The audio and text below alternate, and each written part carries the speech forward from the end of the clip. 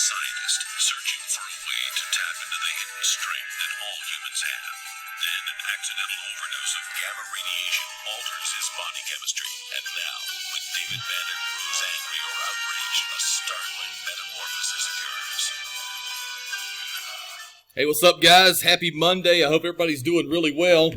That was the intro to the 1977 CBS series entitled The Incredible Hulk. It's a story about a physicist, Dr. David Banner, and what he encounters when gamma radiation takes over his body and he becomes the Incredible Hulk. So we'll be talking about the Hulk today and what we can learn about leadership. Our leadership series for the year is all about finding the superhero within. So I hope you've had a fantastic weekend. I hope you enjoyed the winter storm of 2021. Got a little bit of snow on Monday, and we're back at it today. We got fifth graders in the building. We're scheduled to get some sixth grade scholars back in the building next week, and then seventh and eighth grade scholars will join us on the 25th. The second quarter comes to a close this Friday, so I know you're keeping up with your grades and making sure that you're getting all those assignments turned in. Here we go, guys. We're going to be talking about the Incredible Hulk today. I'm going to share a little bit of information about him. You probably know him. You've heard of this character before, but this character first showed up in a Marvel comic way back in 1962, and he was created by a comic book legend that I've told you about many, many times. His name is Stan Lee, and he was buddies with an artist named Jack Kirby. And they created this character called the Incredible Hulk. And like most superheroes, he has an alter ego, or he has another individual in which he is, when he's not a superhero, his everyday role. And this alter ego is Dr. Banner. And Dr. Banner is a really low-key, kind of socially withdrawn, even awkward scientist who doesn't really associate with other people. Kind of keeps to himself, really doesn't have great social skills. And in the opening episode, he's trying to save a kid during a science experiment when it goes bad, and he's exposed to a high level of gamma rays when this experimental bomb is detonated. And as a result, he experiences all these changes to his skin and to his body, especially when he gets angry. So we're going to be talking about anger some a little bit today. To tell you a little bit more about this character, it was so popular in the comics that they created their own TV show, and it aired on CBS beginning way back in 1977. I used to watch it as a kid. It came on in the afternoons, and it was a really cool television show. So when Dr. Banner gets angry, he transforms into the Incredible Hulk. But back in the day, they didn't have all the CGI technology. Instead, they used this other character to represent the Hulk, and it was a guy named Lou Ferrigno.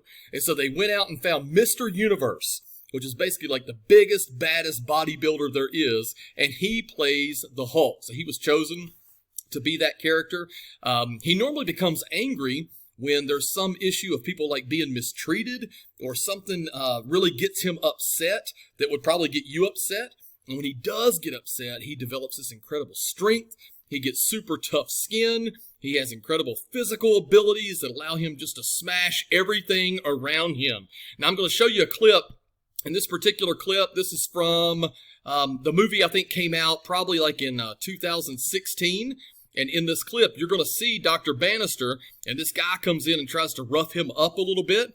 And just watch how he transforms. And when he gets angry, he basically goes into this Hulk smash phase. I think you'll probably enjoy this here.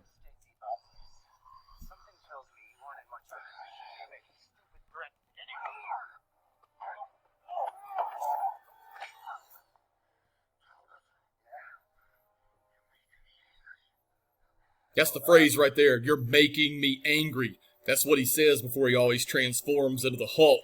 And he tries to control it because he doesn't really want to let the Hulk out, because when the Hulk comes out, bad things happen.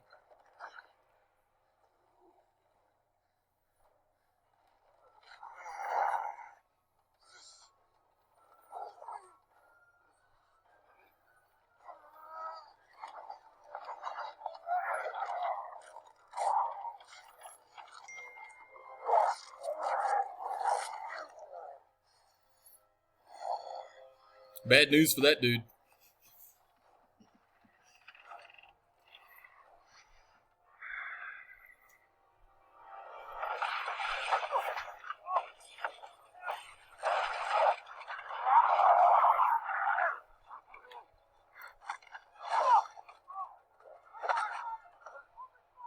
Yeah, so we'll pause it right there. But that's basically the beginning of the Hulk smash. You see that Dr. Banner got really upset there. He got angry, and when he gets angry, the Hulk comes out. So let's think about some reasons that you might get angry and reasons that maybe adults or parents might get angry. We want to be able to control that anger in a positive way. But here's some reasons that scientists or psychologists tell us that kids get angry. You know, you're tired, you're hungry, you're overstimulated. Have you seen the Snickers commercial when somebody gets really upset because they're hungry? Well, it's very similar here. That's the reason that somebody might get angry. But also when you feel like your feelings have been hurt, you feel disconnected, you feel like your personal space has been invaded. Hey, I got Sophie with me. Sophie tends to get angry at times. Sophie, what are some reasons that you might get angry, or what are some things that might make you angry? Well, I get very angry when I have a large amount of schoolwork, and I also get angry when my little brother does anything, and I also get angry during sports and when umps or refs make bad calls. Okay, we'll come back to you. So those are good reasons to get angry. I also have another principal with me tonight. She happens to live in the same house that I do. She's the principal over at Johnson Street. This is Miss Wheat. Hey, Miss Wheat. Now, please don't use my name, but what are some things that might make you angry? Not a lot makes me angry. One thing that stands out is bad drivers or slow drivers. Again, going back to what Sophie said, when umpires, referees make calls that I disagree with, that can make me angry. Okay, she is tough to sit beside during a ball game because she does tend to express that anger towards umpires or referees. So you guys know what kind of things make you angry. I'll tell you some things that make me angry. Anytime somebody is being mistreated, especially kids. I know you and I talk about that a lot. Anytime a young person is being mistreated, it makes me very angry. So there's lots of reasons to get angry, and anger is not necessarily a bad thing. It tells you that you are upset about something that's happening in your environment, but it's all about how you control it. Like, we don't want to go into the Hulk smash where we just start slamming things around. Instead, we want to control our anger in a very positive way. Here's some recommendations for things you can do when you get angry. Always take some time. Take a deep breath, step back from the situation. Maybe somebody's made a comment that made you upset. Maybe something's happened in the classroom, or maybe something's happened at home. But try to step back from it, take a deep breath. Also, writing down your feelings is an important way to handle your anger. But I want to just ask Sophie one more question, and then I'll go back to Miss Wheat. What is it about anger that can damage your leadership? Like, why would it not be good to express your anger in a negative way? So one thing that I've noticed, like playing softball, is that when you get angry and you let it affect your demeanor and the way you act and look, people in the stands pick up on that, and especially college coaches and just other players will pick up on that, and they'll use it against you, and they won't recruit you. So it can be a negative effect on your sports playing. Yeah, I think that's a good thing. So we don't want to do the Hulk smash. And the Hulk smash is when you just lose it and you just start slamming things around, or you start yelling things that are unhealthy. And that's never a good thing. Miss Wheat, anything you want to add about leadership and why your leadership? Because, I mean, you deal with a lot of really tough people. Like, you deal with kids, you deal with parents, you deal with bad drivers, all those things you mentioned. So what are some things that you can share about being an effective leader and handling your anger in the right way?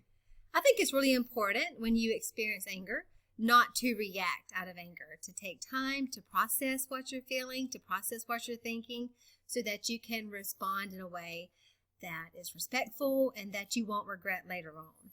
And one practice that I try to always keep is not to go to bed angry. If I'm angry with one of my children or Dr. Wheat, for example, I always want to make sure that I resolve any issues and that we can talk about it rationally and have a good conversation and get some resolution so that I don't start the next day feeling angry. I think it's a good point. So from what both Sophie and Miss Wheat are telling us, it's really important to express your anger in a positive way, right? To share your feelings and to have conversations with others that let them know why it is that you're angry, and to try to find resolution to it without doing like physical destruction to the room around you.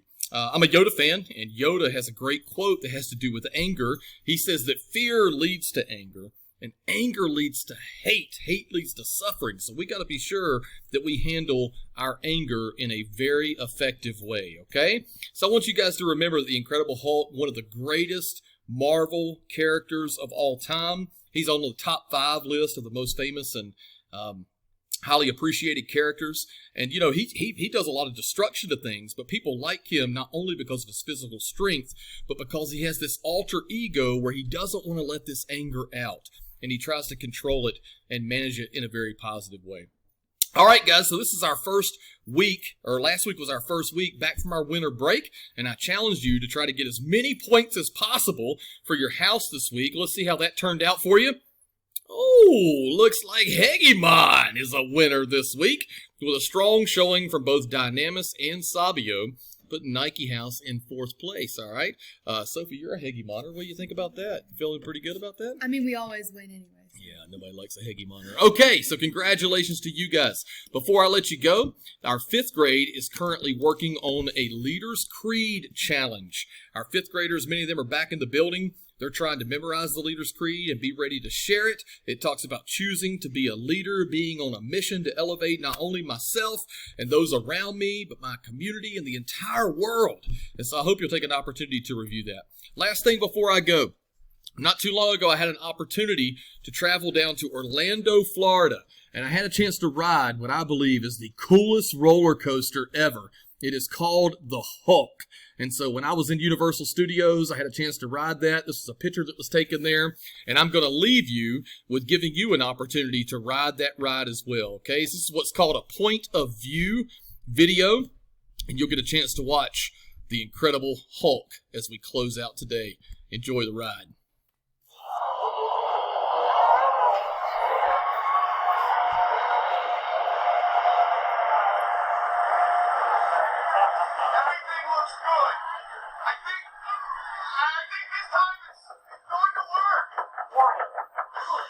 This is like a 75-degree angle, man. Woo!